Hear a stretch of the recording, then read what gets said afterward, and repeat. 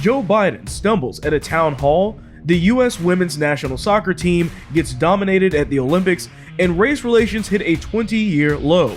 I'm William Hall, and this is The William Hall Show.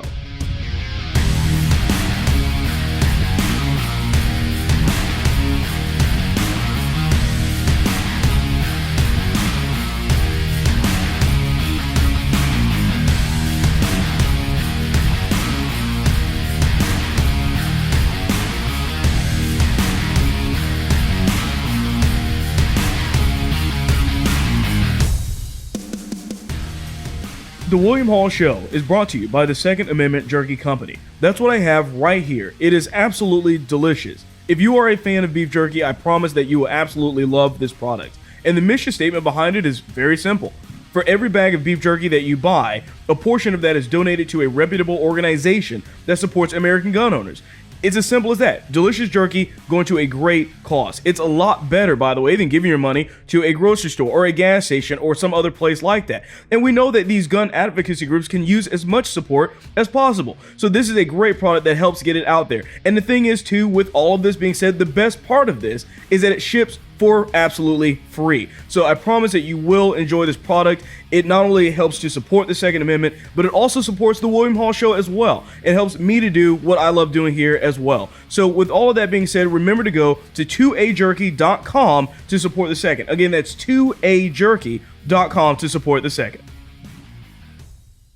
So speaking of the Second Amendment, you have Biden. He was doing this town hall, and there were several different things that I'm going to show you here, what he was talking about, some of which you probably couldn't even tell what he was actually really trying to say. But he actually started this whole thing off by basically saying that he was going to outright ban all handguns. Actually, crime is down. Gun violence and murder rates are up. Guns. I'm the only guy that ever got passed legislation when I was a senator to make sure we eliminated assault weapons.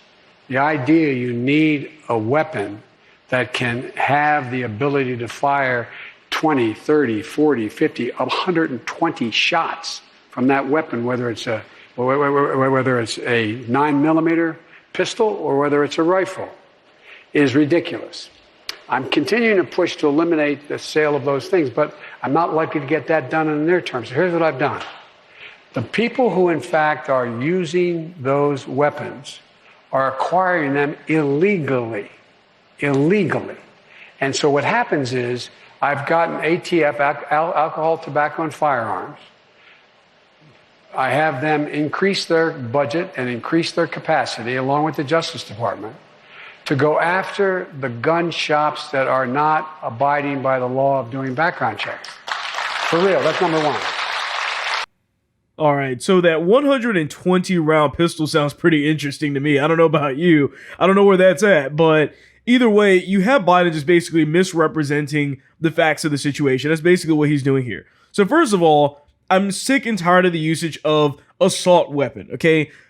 This is it's really almost turned into a euphemism because it's the way that the Democrats are using this terminology to make it seem worse than something is basically what they're trying to do. So what they're usually trying to refer to is an AR, which a lot of people even say is an assault rifle, but in reality, it's actually an Armalite rifle. That was never about it being assault in the name. That was never there, but that's kind of a thing that people have been talking about for a while now. But you have him misrepresenting this terminology by using assault weapon. But think about that. What's an assault weapon? An assault weapon could be a bat. It could be a hammer. It could be used basically anything that you could use to assault somebody with.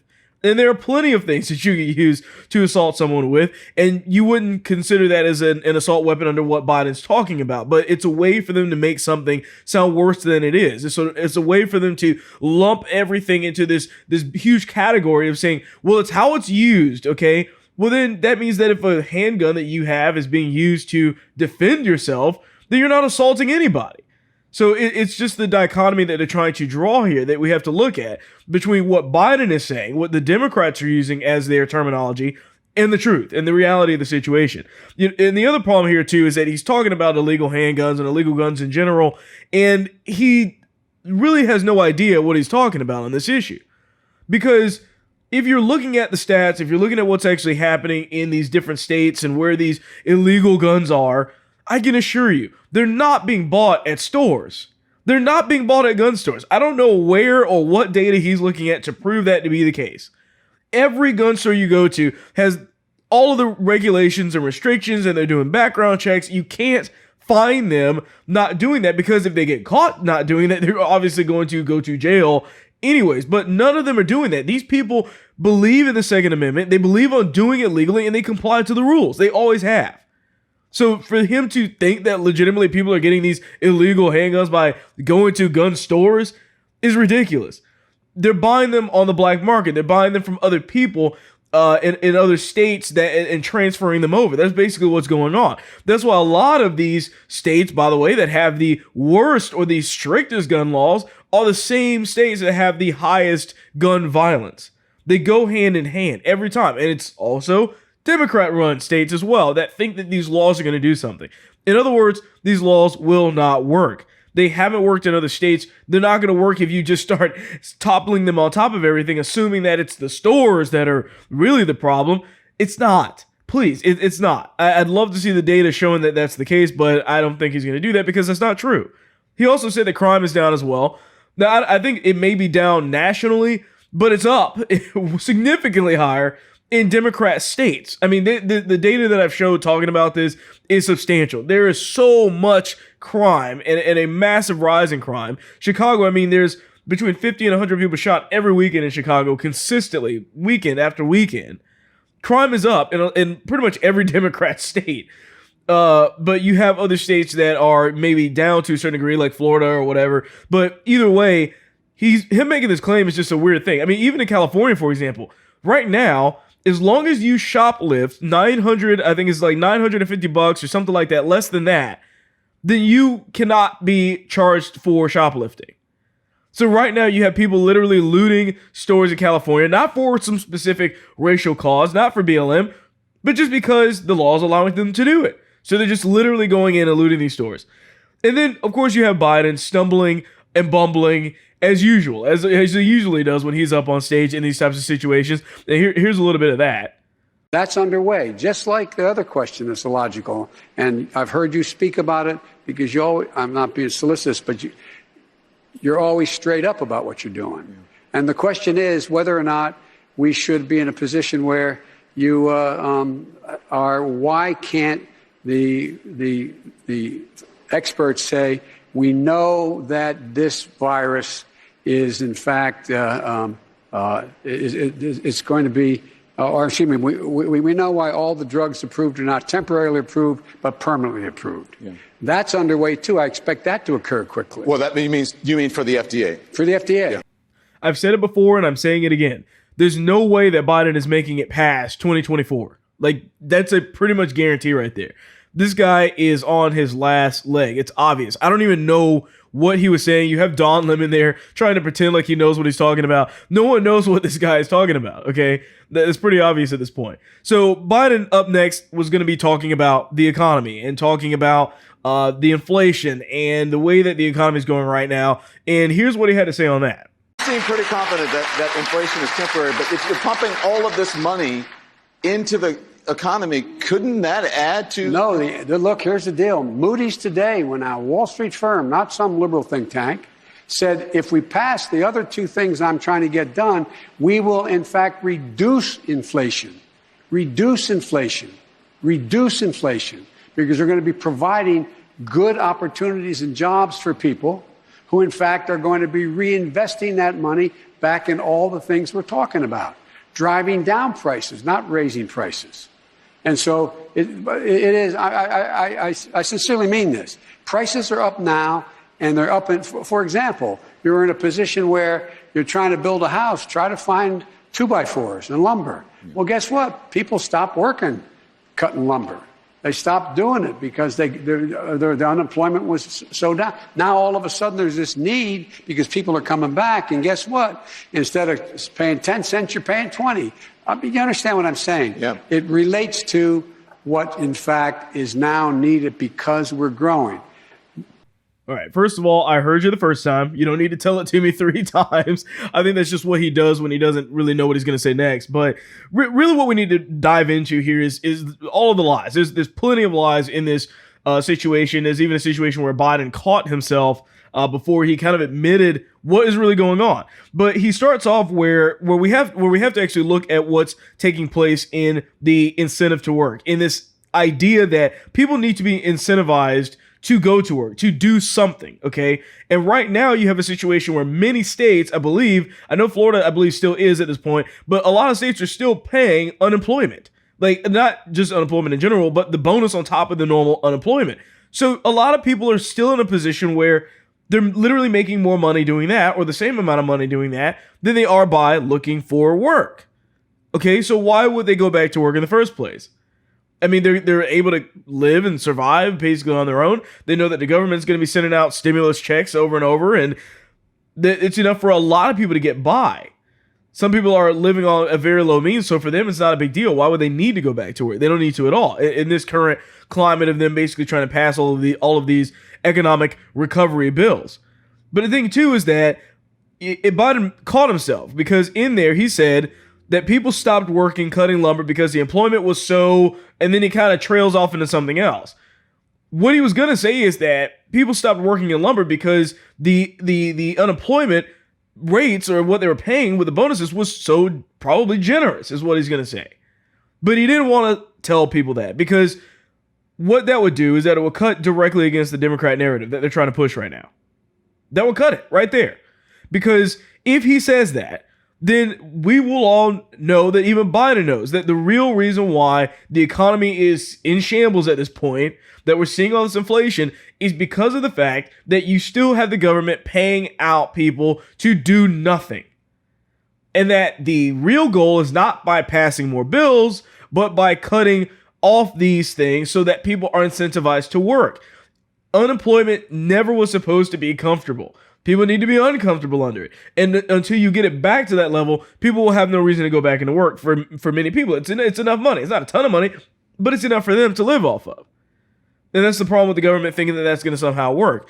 But you have Biden just basically like, hey, look, guys, I'll fix the economy. I'll reduce inflation, but just let me spend a few more $1 billion to do it. If I can just get these things passed, we'll be good. Meanwhile, you look at the bills and they're stuffed full of stuff that nobody cares about. Going to museums, all of this money not going to the American people.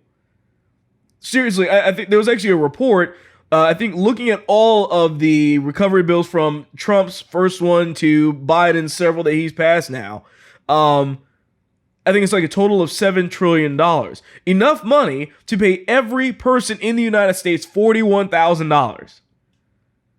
That's how much money could have been going to the American people during this period of time that didn't, that went wasted to all of these other causes, all of these other things, to big business, to make sure Democrat states didn't go under financially.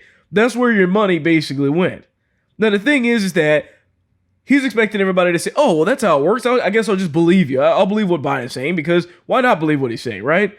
But the thing is that to really fix the problem here, it's going to take a lot more than just Biden talking about his proposed solution, which isn't going to work, basically passing more bills that spend more money. The real way that we do this is by creating a deflation. So just a short list of things that would do that would first of all be by reducing the supply of currency.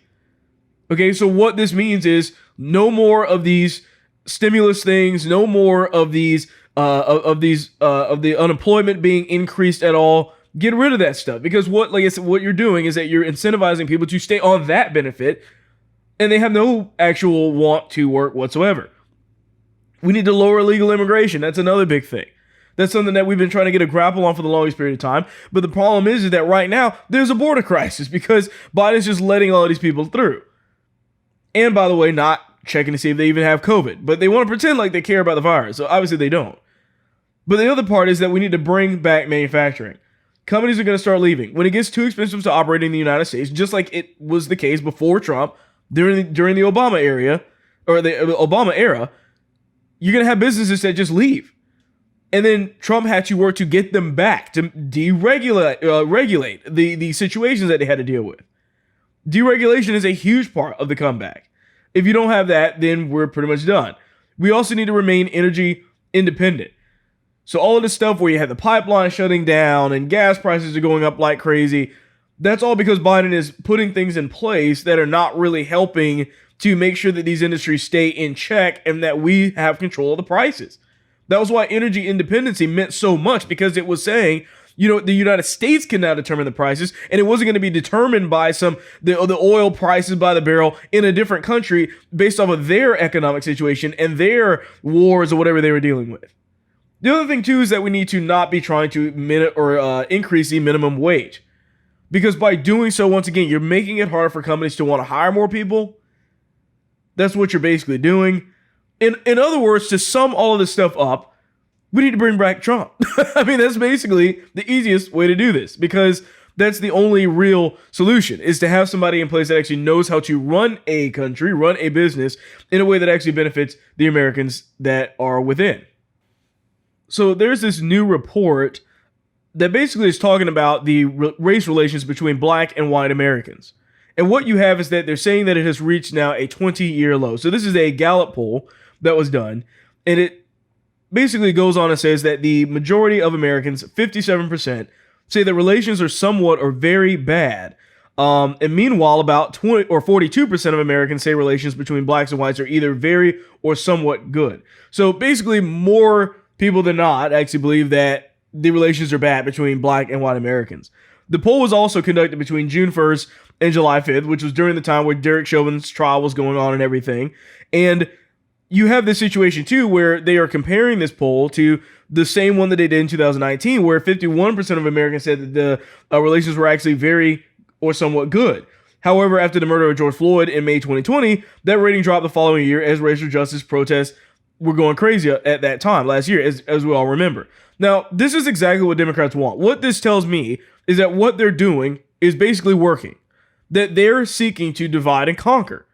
That's what this has always been about. It has never been about uniting people. It's been about conforming to what they believe.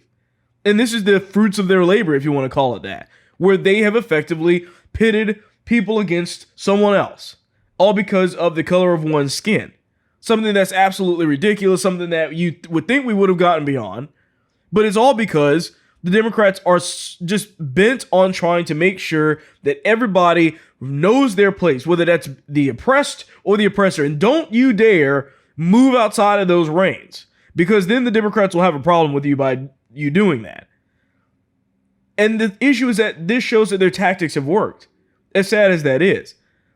We end up divided into all these useless categories while they wind up basically being able to get all these groups of people to vote for them because they're promising them some better tomorrow. Remember, if whatever a group is campaigning on is what they're going to do when they get elected, okay, they have no incentive once they get elected to fix those problems, right? So if there's a Democrat that's running for Senate, for House of Representatives or anything like that, and they're saying, you know what, I recognize all of these racial issues and blah, blah, blah, and I'm going to try and come out there and do something that's going to make a change.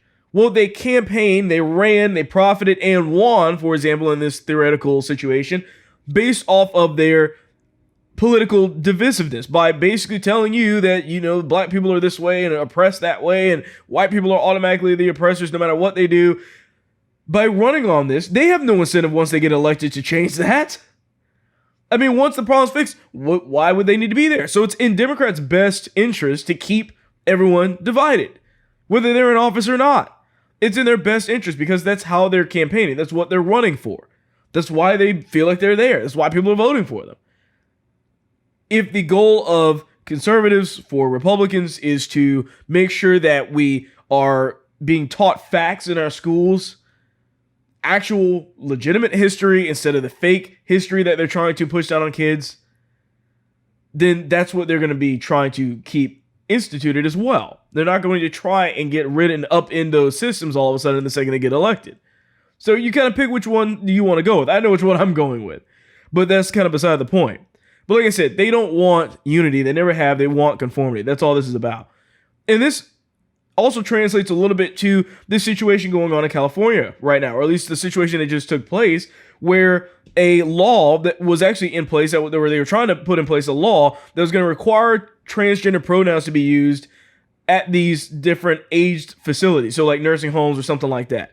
But the issue is now is that they have actually ruled against that law, which is good because they said it was a violation of free speech to basically force nurses and staff to use these pronouns and whatever for these transgender or whatever elders.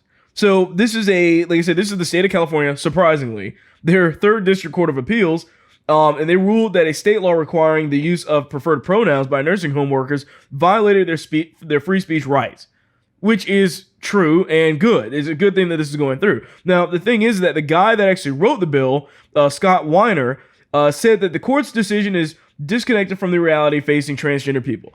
Already off the face of this is not good because this guy is basically just lying to our face. This is how they talk. Pay attention to how they word things. He's saying that the court's decision is disconnected from the reality facing transgender people. What reality is facing transgender people? The reality that's facing them is that, hey, you are biologically a man or a woman. You cannot change that. That is the only reality facing them. But the way that he's wording this is meant to say, well, it's their reality. Not the reality, but their reality. So this guy had made up also went on in another statement saying, deliberately misgendering a transgender person isn't just a matter of opinion. It's not simply disrespectful or discourteous. It's insulting. Rather, it's straight up harassment. This is the guy writing the bill here. Okay. Now, it isn't a matter of opinion. It's a matter of fact. Okay. I don't care what he's trying to claim is the case here, but the fact is that you're either a biological man or a biological woman. No name calling is going to change any of that. But notice how they do that. Oh, it's not just disrespectful, it's literally harassment. So you can basically wind up, they can say, well, it's sexual harassment. He misgendered or misnamed me in some other way. He didn't call me the name that I just chose to change it to a week ago.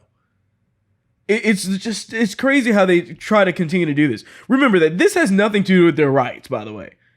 All of this stuff that they were talking about for the past few years about, we just want equal rights and equal blah, blah, blah. That's not true. That's not what this is. It's that you must play along or you suffer the consequences.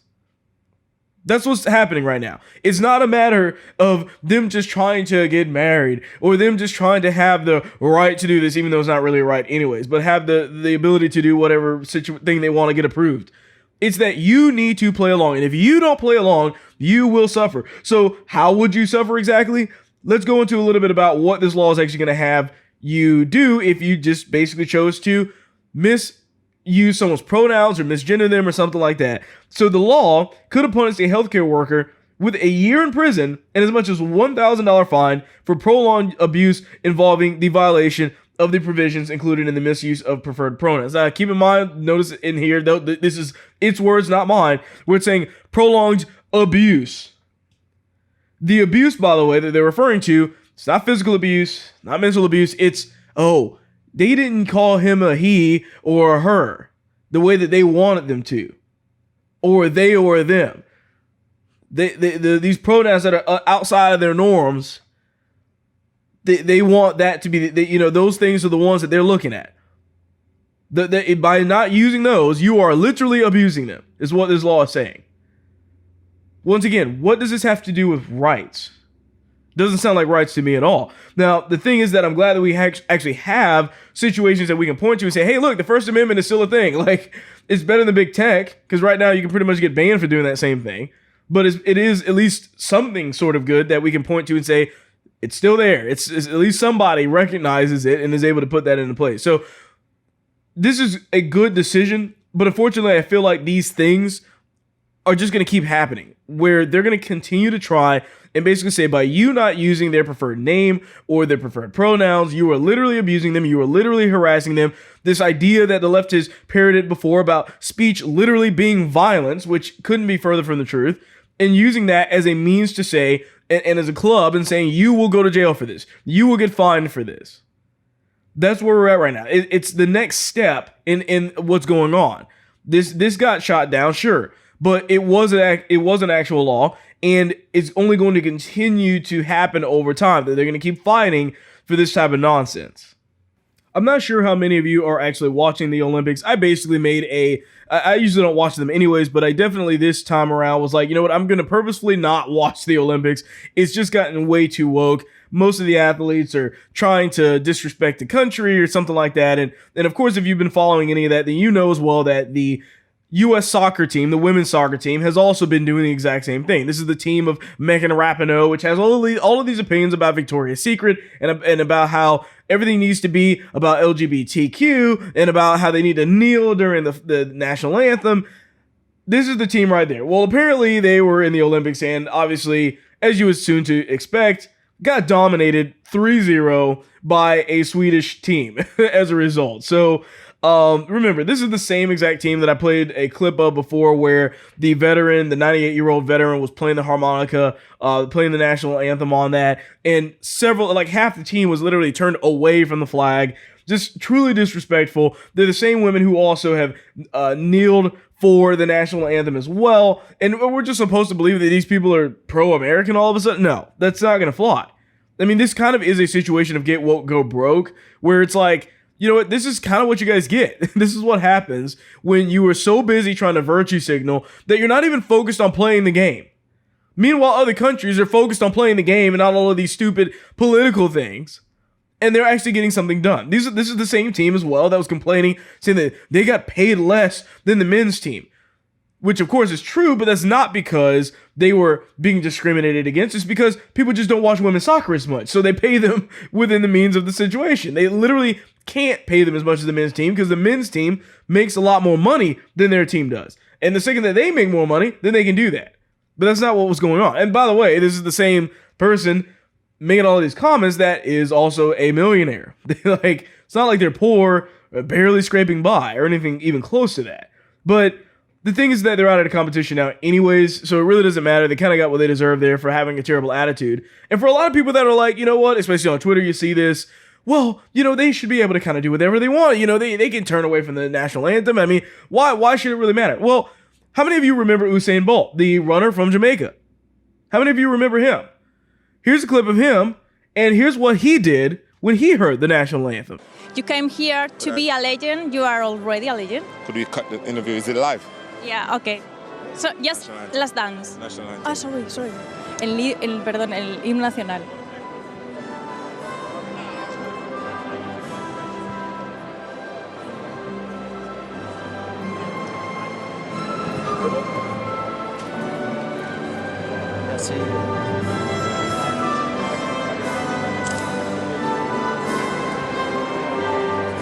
Why is it that a man from Jamaica respects the national anthem more than half of our country? What kind of craziness is that? But if he can do it, my thought is that the least you can do is just respect the anthem or the flag. That's it. That's the difference. It's just simple respect. And even a man from Jamaica understood that. That's all it took. But you see these women just disrespect everything about it. And like I said, they kind of got what they deserved. Larry Elder, he's one of the people that was running for governor of California, or at least was trying to run for governor of California after you had all of the debacle over Caitlyn Jenner at CPAC and all of that stuff. Well, you know, Larry Elder, black conservative, obviously somebody that would be way better suited for that, was trying to put his foot in the race to actually run for the governor of California. But he kind of got into or faced a bit of a roadblock as a result of that. So he was actually denied his ability to be put on the ballot for that at first. Now, this was on Sunday. His campaign was notified by California's Secretary of State, of course a Democrat, that he is disqualified from running in the upcoming recall election and will not be added to the ballot. Now, this was a surprise to me. I was very surprised by this. I actually posted on Gab about this, and I basically said, you know what? If there's any example of systemic racism, this is it. A black man trying to run for governor of California, as a Republican, by the way, and getting denied the ability to do this. And the reason why is because the reason for them turning him down made no legitimate sense. So the reason that they were actually trying to do this is because they said that his tax returns had some redaction issues. Now, what needed to be shown, they didn't even say. They didn't even give him any specifics on the situation. So according to his campaign lawyers, this was the first time in the history of California, and possibly the country, that a candidate has been disqualified for redaction issues of tax returns. So it doesn't even make sense. It wasn't a good excuse for them to use to try and keep him from running for this position. Now, they did have to sue them as a result of this. And he basically said, look, if you're not going to do this, I'm going to sue you in court because I know that I'm right. We knew what we needed to do going into this, and you're not going to try and scare us out of doing so. So, just as of yesterday, they won that lawsuit, which is very good. And so the court's ruling reverses the secretary's decision to disqualify Elder as a candidate for alleged redaction issues of the income tax records filed with his candidacy application. According to the court, the law by which the Secretary of State required candidates to submit tax returns for the upcoming election applies to direct primary elections, not recall elections, because this is the recall Gavin Newsom thing that basically took place. Now, hence, Elder did not have to file tax returns at all to qualify as a candidate. So Elder said in a statement, "We fought the shenanigans of Sacramento's politicians and we won. If elected governor, I will fight every single day for the state. This is just the beginning." Now, this is once again a good thing that they actually won this and were able to overcome this, but I think it was kind of a scare tactic from the people in California to basically say, look, we're going to make sure that you have a tough time trying to do this because we don't like you. We don't like another Republican in this race. We don't like the fact that you're a black Republican, especially. There is, if anything, is the systemic racism, the actual system keeping a black man, a Republican, from actually being able to run. But they were able to overcome this, but they still had to go to a lawsuit to do that, by the way. Then the whole thing is that I think that it's good that he's running, but I don't think he's going to win. I mean, it is California. I would be blown away if any conservative or Republican wins at all. I would be absolutely surprised by that. But that doesn't mean it's a bad thing that he's running, because I think it gives an alternative, by the way, for a lot of the Republicans that are out there that think that supporting Caitlyn Jenner is a good idea. Tommy Lauren. It opens the door and basically is to say, you don't need to be following this person. Like, there's so many better options. So at this point, supporting Caitlyn Jenner makes you look like an idiot. And that's what I'm going with at this point. So last but not least, just to kind of end things on a bit of a lighter note, there's this song that I found. I really honestly don't even know what it's from, but it is a crazy song with a bunch of kids that are singing a song called Feminist Boys. I'm a feminist boy. Watch me be a man who has all the feels. I can laugh, cry, sing, and still keep it real. I don't have to be tough just to get respect. I know words, not fists, solve arguments. Watch me be a man who doesn't only wear blue, white, can't pink, and purple. Be boy colors too. I feel bad for macho men who won't wear sparkles. Those old color codes are so patriarchal. Macho, punch, punch, tough guy girl. That is so passe, that is not my future. Macho, grab, oh you're annoyed. That's so toxic, I'm a feminist boy. Watch me be an Asian man who plays leading roles, cause it's not just white dudes who can be heroes. We've got more than Jackie Chan, we've got more than Bruce Lee. Watch out, Hollywood, here's life starring me. Watch me be a baller like Jeremy Lin. I got game, no need to be as tall as him. Don't need to be big just to be a winner. Don't need to be a girl to help cook dinner. Give it up for the feminist boy. He knows that we aren't playing coy.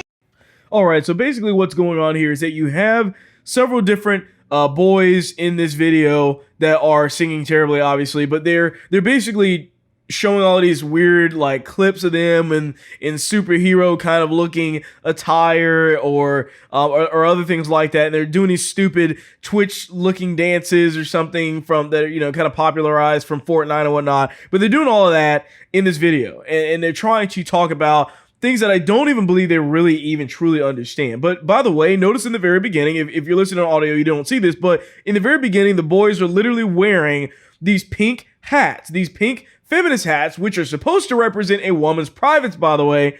That's what they were supposed to be, okay? They're wearing those on their head in this video as kids. And we're supposed to just be like, oh, it's just for fun. It's just about letting them know that there's other ways that you don't have to be a certain type of boy or a certain type of man. No, that's not what this is about. That's not what it's showing it. That's not what I'm seeing. I'm seeing something totally different here. I'm seeing them really go for this feminism thing very hard in some of the most heinous ways. But the other thing too is like, what does being an Asian movie star have to do with feminism at all? I don't even know. Like, it doesn't make sense to me.